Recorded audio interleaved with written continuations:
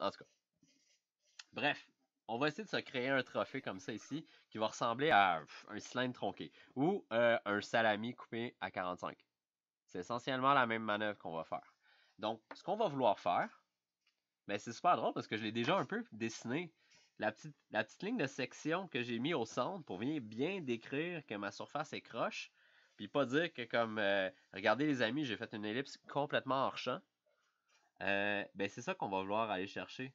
On va vouloir dessiner un prisme, installer un cylindre à l'intérieur, puis on va vouloir dire, voici le trapèze, la vue de côté. Ma vue de côté comme ça de mon cylindre. Je veux dessiner ça. Puis ensuite, on va pouvoir dire, ben, voici le plan sur lequel l'ellipse va être placée. Puis après ça, on va se trouver des repères de tangence parce que si on fait juste les quarts et les 2/3, ça marche un peu tout croche.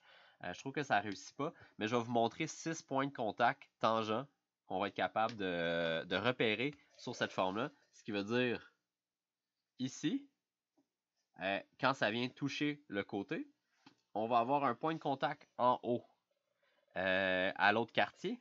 On va avoir un point de contact en bas là. On va en avoir un ici. Puis on va en avoir un autre qu'on ne sait pas trop il est où, mais qui va venir toucher au côté tangent du cylindre. Comme la dernière ligne visible, là, ça va venir le toucher là. Ça va faire exactement la même chose de l'autre côté. Fait que regardez comme mon schéma, ça donne un peu comme un élément miroir. Vous avez qu'il y a 1, 2, 3 groupés, 2 proches, 1 loin, 2 proches. Fait que c'est comme un peu symétrique. Puis on voit comme que cette ellipse-là, elle vient suivre exactement ce parcours-là. Fait que c'est comme ça qu'on va aller essayer de se repérer. Fait qu'on va commencer, on va se faire un prisme à base carrée parce qu'on veut mettre un cylindre. Puis on va aller dessiner, bien sûr, l'ellipse à l'intérieur. Les ellipses à l'intérieur correspondantes. Je vais essayer de me donner un angle de vue quand même intéressant. Si vous ne voyez pas bien, là, je vais changer de crayon. Là, parce que pour vrai, il est sur ses derniers kilomètres. Tombe bien, j'étais allé m'acheter chez mon verre de serre l'autre jour.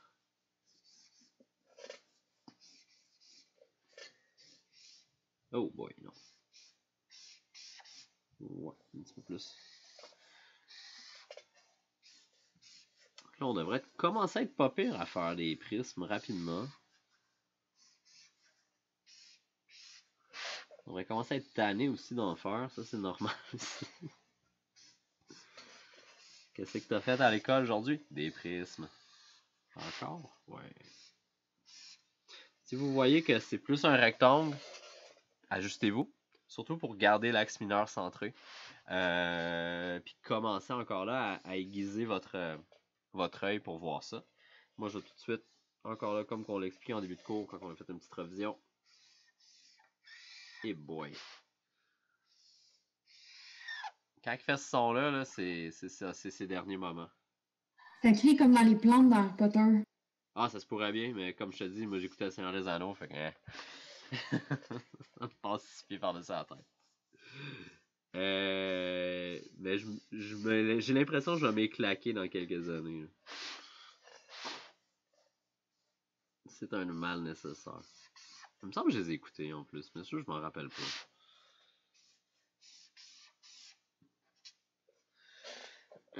À la fin, Harry Potter qui meurt. Ouais, c'est vrai. Hey, arrête de spoil. Mais ça a l'air qu'il va revenir à la vie. Puis après ça, ils vont faire 20 ans plus tard, puis ça va être Bruce Willis qui va le faire. Puis là, il va comme laisse faire la magie, puis c'est des guns. Fait que finalement, c'est la suite de Die Hard. Parce que, longue histoire. Mais j'ai lu ça sur Internet, ça doit être fort probablement vrai.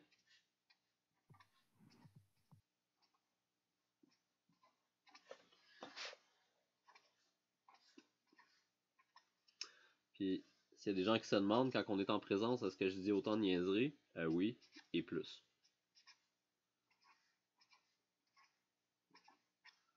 C'est quoi le fun sinon?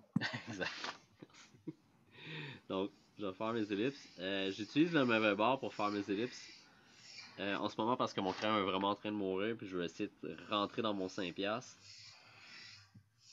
Arc. Ah, il verra pas le 2, lui. Oh boy. Semaine 7, ce sera pas ce crayon-là. Je vais aller dessiner mes lignes tangentes sur les côtés parce que j'en ai besoin. Puis, je pense que ça va être la fin des haricots pour ce crayon. Puis de toute façon, après ça, moi j'y vais avec d'autres couleurs, fait qu'au moins ça va lui donner un petit break. Donc, on a ça. On a notre base cylindrique. On le voit ici. C'est important de dessiner les lignes verticales sur les côtés qui vient fermer les tangentes. Si on n'a pas ça, ça va nous enlever ces 2 points de contact-là. Puis on a un peu de besoin parce que sinon, avec juste les 4 standards, c'est un peu plus flou où c'est qu'on s'en va.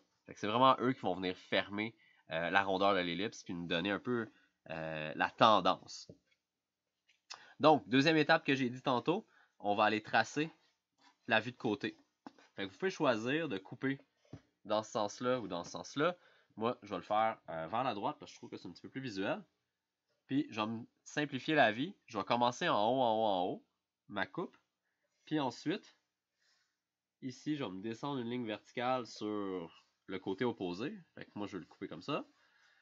Et je vais me trouver juste une hauteur X qui va être là. Je vais le rejoindre comme ça ici. Puis, je vais aller tracer le reste du plan juste pour être très très clair. Là, je le fais en fuchsia pour être bien sûr que ça vous sorte de la face, là, comme ça vous sorte d'en face. Pour que ça soit clair. Donc, étape 1, fait. Malade, content. La deuxième étape, on pourrait même la faire, on pourrait faire celle-là tout de suite. On va prendre les 2 points qu'on a générés, puis on va se créer le plan de coupe. Fait qu'en fait, la trajectoire que le couteau passe pour couper notre salami. Donc en haut, c'est simple parce que ça suit la ligne de notre prisme, qui va bien sûr vers le point de fuite. Fait que c'est vraiment l'arête en haut. Ici, c'est un petit peu moins simple parce qu'il faut que je projette la ligne vers mon point de fuite, puis après ça, il faut que je fasse une ligne divergente pour aller chercher mon arête, on va dire, principale à l'avant. Fait que là, ça me donne encore là 2 points que je peux aller relier comme ça ici. Donc, et maintenant, voici le plan sur lequel on va travailler, que je mets en bleu pâle. Comme ça ici. Fait que c'est vraiment sur ce plan-là que nous, on va travailler. Ça, c'est bienvenu dans notre univers. On va juste aller dessiner l'ellipse là-dessus. C'est comme si on s'inclinait pour on tournait la page et on dessinait dessus. Ouais. Ils vont super bien ça pour mettre un peu de couleur sur vos dessins, là, des stabilos comme ça, là, couleur pastel. Beau, bon, pas cher. Vraiment moins dispendieux que des crayons, des crayons touch. Ça vous revient comme pour le prix de 1, vous en avez 5. Ça fait quand même un peu un dégradé. Plus simple que ça, encore plus, Crayola. Oui, Ou du mais. lavable à l'eau. Aussi. Mais pour vrai, ça fait vraiment une belle job. Mais, C'est plus professionnel, disons. ben en fait, les Crayolas, c'est parce qu'ils s'empilent pas. Tu peux en mettre 8 couches, puis ça va pas venir plus foncé. Les autres, ils deviennent plus foncés. Légèrement. Bref. Ensuite, on va aller voir c'est quoi la hauteur ici. Parce que moi, je vais aller chercher mon point de contact là. On se rappelle, on l'a ici, là. Moi, je veux aller je veux savoir c'est où ça. Un peu. Cette boîte-là, pour être sûr et certain que je sais où frappe ma tangence sur le côté de mon plan biseauté. Fait qu'on se rappelle que tous nos points dans notre ellipse devraient être superposés à la verticale. Fait que je peux partir de mon côté de cadran ici. Puis là, je vais la tracer en bleu ou en cyan pour ceux qui connaissent leur couleur. Comme ça. Ça me donne un plan jusqu'en haut. Par contre, moi, c'est pas en haut que je veux chercher. C'est l'intersection entre ma ligne bleue et mon plan rose magenta, fuchsia, je sais pas quoi. Fait que c'est ça ici. Comme ça. Donc, si je me fie à mon petit plan, je vais avoir un point de tangence en haut de mon cylindre dans le fond à droite. En bas à gauche, en bas de mon plan incliné. L'autre quartier ici. L'autre quartier à l'arrière. Puis là, on disait qu'on avait un mythique ici. On sait pas exactement il est où, mais on sait que il va être sur la ligne de tangence de côté de mon cylindre. Puis la même affaire ici. De façon un peu semi-symétrique. Comme ça. Puis là, je vais encore utiliser mon petit truc qu'on a fait tantôt, qui est de dessiner des lignes, des genres de vecteurs. Je vais les faire en mauve, là. Donc, je vais dire, bon, mais moi, je m'en vais là.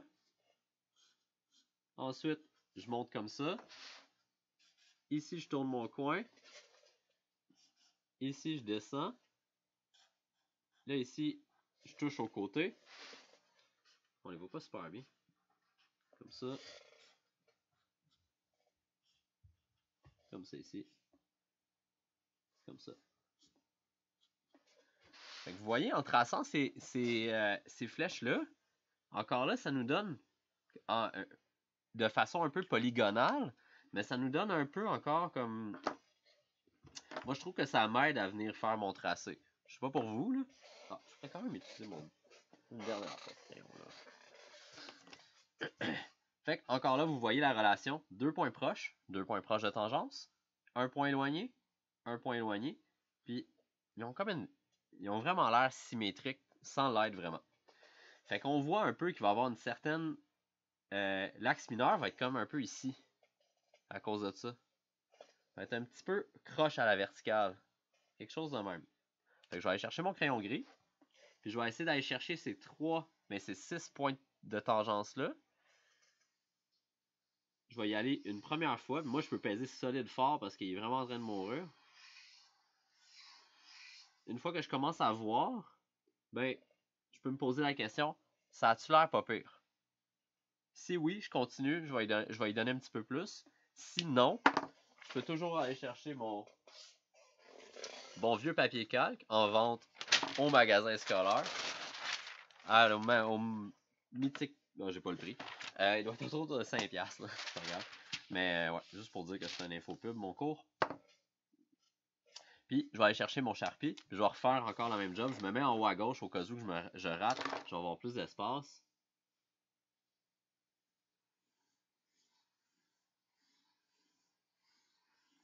Ça ressemble-tu à ça? Pour vrai, oui. OK. Ben, là, je vais juste me dire... Juste pour être capable de me repérer, je vais dessiner ces traits-là. Je vais le replacer en dessous de ma feuille. Attendez que ça sèche un peu. Du papier calque, ça absorbe 0 open bar. Je le place en dessous. Ouais, c'est la première année que j'utilise autant de papier calque.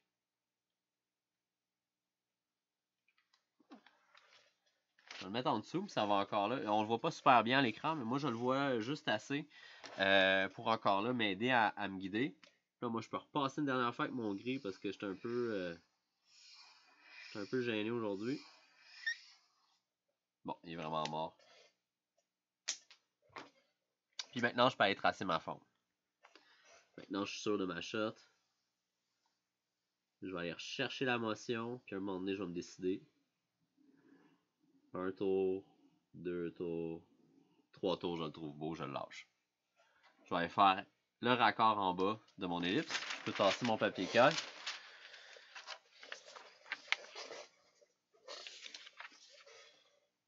Ici.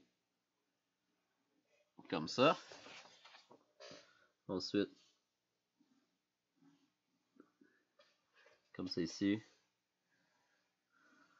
Comme ça. Là, c'est sûr que c'est le festival, la couleur sur mon dessin. Fait que côté contraste, j'ai de la misère. Mais ça devrait être quand même pas si pire si vous avez tout fait en gris sur votre ligne, sur votre feuille. Puis tout ce que je vais faire encore là, c'est un petit peu comme que j'ai fait ici au début. Je vais aller dessiner ma ligne de section. Juste pour exprimer encore là qu'est-ce qui se passe dans le volume. Et je vais terminer avec une belle ligne de Sharpie. Encore là avec une main de maître.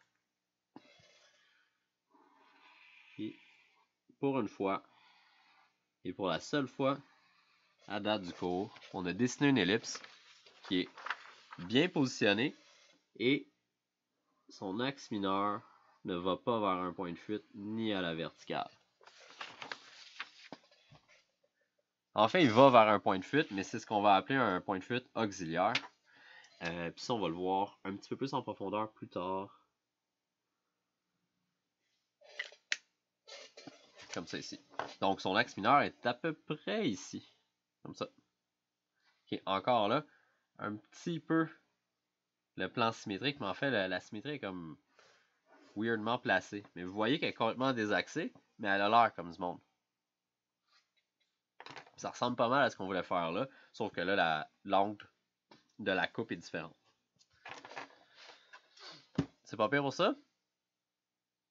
Ça prend un peu de pratique, mais vraiment regarder la relation entre les 3 points de tangence. Puis moi, à date, c'est vraiment ça, parce que quand je faisais les diagonales, ça me donnait pas grandes informations. Je trouve que ces 6 points-là ont tendance à plus m'aider à venir à fermer le tout.